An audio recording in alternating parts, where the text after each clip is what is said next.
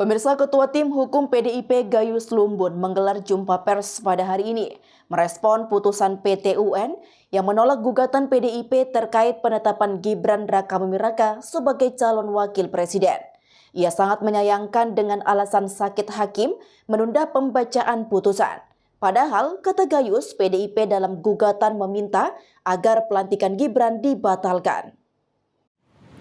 Yang meminta itu agar orang-orang yang dinyatakan layak sebagai orang yang menjabat tertentu dalam hal ini wakil presiden itu cacat. Tentu ini putusan MK tidak mesti ditolak langsung. Yang cacat itu yang kami ajukan untuk tidak dilantik karena cara hukum. Masa putusan semestinya 2 minggu sebelum tanggal 24, artinya tanggal 20, tanggal 10. Dengan alasan hakim masih sakit, diundur sampai tanggal 24, di mana pelantikan itu terjadi tanggal 20.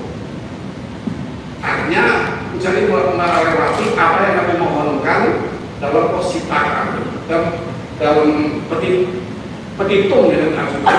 Petitum itu bagian dari apa yang dimohonkan agar KPU tidak melakukan administrasi apapun terhadap pelantikan yang kami dalilkan bahwa wakil presiden ini cacat hukum. Cacat hukumnya ada pada gugatan kami yang menceritakan apa saja yang menjadikan cacat.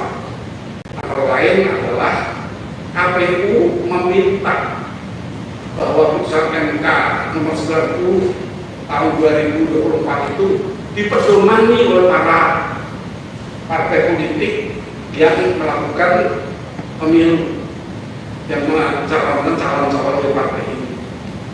Nah, ini kira-kira yang kami mohonkan. Berkaitan dengan perkara yang tidak diperiksa sama sekali oleh hakim, tidak dipertimbangkan sama sekali, hanya karena kompetensinya bukan di PT UN Jakarta, padahal kami telah memenangkan proses dismisal oleh ketua, dipimpin oleh ketua PT UN, dia mengatakan boleh melanjutkan perkara ini. Nah, itu saya katakan. Jadi yang memutus itu hakimnya, kami menghormati putusannya. Tapi kalau hakim memutus, perlu kita persoalkan karena ada hal-hal yang sangat janggal. Ya, kami harus menghormati peradilan yang memang milik negara dan negara hukum. Kita semua orang hukum di sini, orang-orang yang memang menggeluti kegiatan kami itu di bidang hukum. Hakim juga punya sama dengan kami belajar hukum, sama-sama kuliah fakultas hukum juga, tapi mempunyai pandangan yang berbeda. Nah, ini yang saya temukan di awal. Nanti kita boleh berdiskusi. Tapi saya buka dengan pengalaman itu dulu apa yang diputus oleh pengadilan dan apa yang dilakukan oleh hakim di pengadilan mundur 2 minggu dari yang sudah ditentukan putusan itu diputuskan dengan melewati pelantikan. Aku harus membaca itu jabatan ini.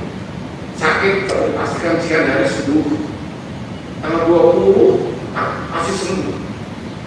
Maka dikatakan sidang akan dilanjutkan pada tanggal 24 yang semula tanggal 10. Ini tidak sederhana untuk kata oh ya sakit kemudian memang tidak bisa. Ini ikut. Ini bukan sidang kehadiran. Kalaupun sakit pun bisa memutus kalau tidak berat untuk tindakan dokter yang sifatnya mungkin operasi dan sebagainya. Ini ikut.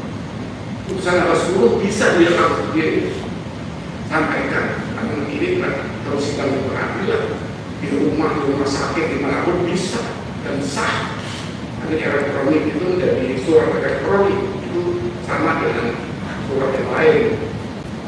Ada sekarang ini.